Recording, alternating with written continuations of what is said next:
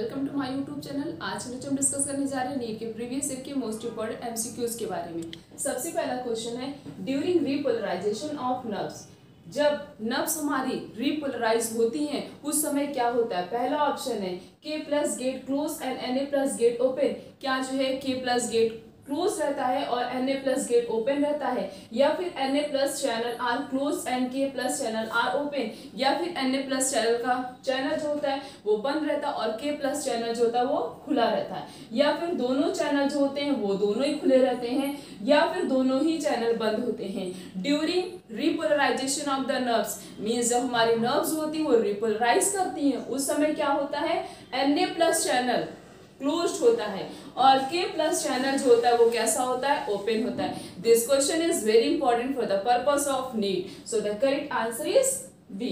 Next question is, tight junction between the axon of one neuron and dendrites of the next are called. जो tight junction होता है किसके किसके बीच का, axon एक न्यूरॉन के बीच के जंक्शन को, सिंपल हमें यही बताना है कि जो एक न्यूरॉन और दूसरे न्यूरॉन मींस एक न्यूरॉन जो दूसरे न्यूरॉन के साथ कनेक्टेड होता है उसे क्या बोला जाता है। पहला ऑप्शन है क्या उसे जॉइंट बोलते हैं, या फिर उसे सिनेप्स बोलते हैं, या फिर उसे कांस्टेंट ब्रिज बोलते हैं, या फिर उसे जंक्शन पॉइंट बोलते हैं। जब एक न्यूरॉन और दूसरा न्यूरॉन दोनों एक दूसरे से कंबाइंड फॉर्म में प्रेजेंट होते हैं, एक दूसरे से क्या करते हैं, जंक्शन का फॉर्मेशन करते हैं, तो उस टाइप के मींस उसको क्या बोला जाता है, उसे बोला जाता है सिनेप्स होता है। Correct answer is B.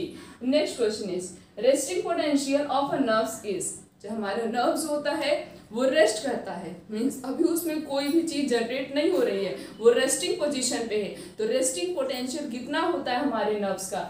पहला ऑप्शन है क्या प्लस 70 मिली वोल्ट होता है, या फिर प्लस 30 मिली वोल्ट होता है, या फिर माइनस 30 मिली वोल्ट होता है, या फिर माइनस 70 मिली वोल्ट होता है। Potential, resting potential of nerves कितना होता है, माइनस 70 मिली वोल्ट होता है। कितना होता है, माइनस 70 मिली वोल्ट होता है। ये भी क्वेश्चन बहुत ही ज्यादा इंपॉर्टेंट है नीट के पर्पस के लिए, कई बार पूछा जा चुका है। तो resting potential memory means resting potential of the nerves कितना होता है, minus 70 millivolt. So the correct answer is D. Next question is, corpus calcium connect, जो हमारे ब्रेन में कॉर्पस कैल्शियम प्रेजेंट होता है वो उसका कनेक्शन मींस वो किससे कनेक्टेड होता है।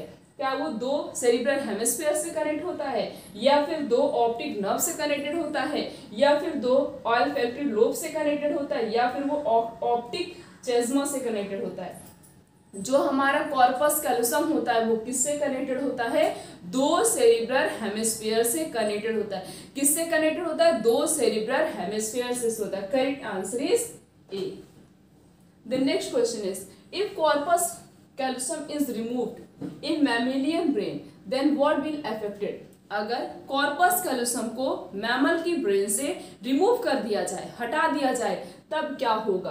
पहला ऑप्शन है क्या कोऑर्डिनेशन ऑफ सेरिब्रम जो है इस पे इफेक्ट पड़ेगा, या फिर हमारे ब्रेन के जितने भी इनवॉलेंट्री फंक्शन होते हैं उस पर भी इफेक्ट पड़ेगा, या फिर ब्रेन के सेरिब्रम जो कोऑर्डिनेशन होता है उस पर इफेक्ट पड़ेगा, या फिर हमारे इमोशनल चीजें होती हैं, इमोशनल बिहेवियर जो होता है वो डिस्टर्ब हो जाएगा।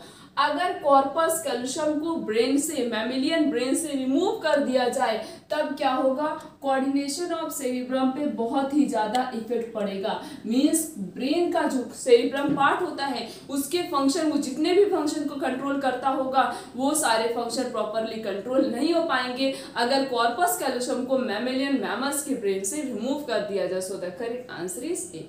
Next question is, in man the optic center are situated in, man में ऑस्मोटिक सेंटर कहाँ प्रेजेंट होता है, ये बताना कि मैन में, ह्यूमन बीइंग में ऑस्मोटिक सेंटर का मतलब जहाँ भी ऑस्मोटिक की बात की जाए वहाँ पे मतलब बात किसकी की जा रही है, वहाँ पे वाटर के कंसंट्रेशन की बात की जा रही है। तो इसमें पूछा गया है कि ऑस्मोटिक सेंटर मीन्स वाटर का जो कंसंट्रेशन होता है, वाटर की जो बैलेंसिंग होती है उसका सेंटर हमारे ब्रेन में कहाँ प्रेजेंट होता है। पहला ऑप्शन है क्या वो सेरिब्रम में प्रेजेंट होता है, या फिर हाइपोथैलेमस में प्रेजेंट होता है, या फिर पिट्यूटरी ग्लैंड में प्रेजेंट होता है, या फिर मेडुला ऑब्लांगेटा में प्रेजेंट होता है।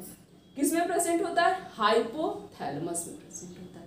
हाइपोथैलेमस एक ऐसा पार्ट होता है हमारे ब्रेन का जो कंट्रोल करता है जब हमें भूख लगती है, हमें प्यास लगती है, इन सबको वो कंट्रोल करता है। मीन्स हमें बताता है कि तुम्हें भूख लगी है, तुम्हें प्यास लगी है। कौन बताता है? हमारा हाइपोथैलेमस बताता है। कहाँ प्रेजेंट होता है? हमारे ब्रेन में प्रेजेंट होता है। सो ऑस्मोटिक बैलेंस को कौन मेंटेन करता है? हमारा हाइपोथैलेमस करता है। तो ऑस्मोटिक सेंटर कहाँ प्रेजेंट होगा? हमारे हाइपोथैलेमस में ही प्रेजेंट होगा। So the correct answer is B. Next question is brain of the human differ from the frog in having.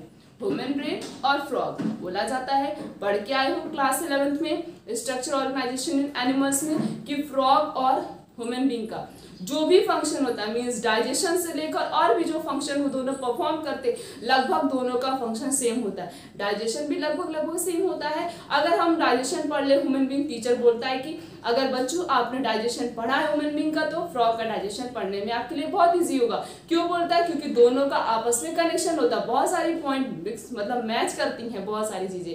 But यही एक ब्रेन होता है जो डिफर करता है, मीन्स अलग अलग होता है। तो किस तरीके से ह्यूमन बीइंग का ब्रेन फ्रॉग के ब्रेन से डिफरेंट होता है? ऐसी कौन सी चीज पाई जाती है हमारे ब्रेन में जो फ्रॉग के ब्रेन में नहीं प्रेजेंट होता है?